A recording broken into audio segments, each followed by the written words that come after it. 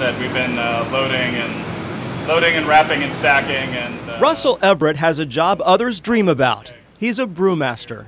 Everyone thinks it's the best job in the world, but I tell them it's 10% artistry and 90% janitorial artistry.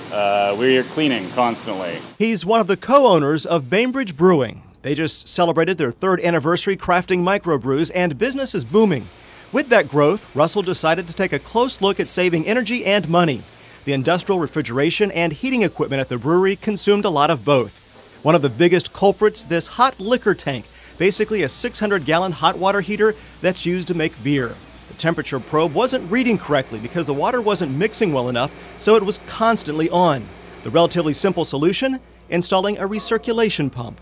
And all it does is just slowly recirculate the water so that it mixes better, and as soon as it hits the right temperature, it shuts off. And it's great because then the heating element isn't running all the time. It was running nearly 24/7.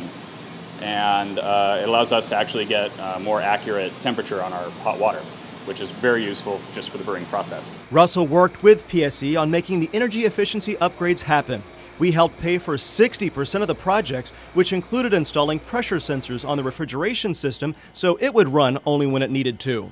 A couple of bright ideas that are saving a ton of power.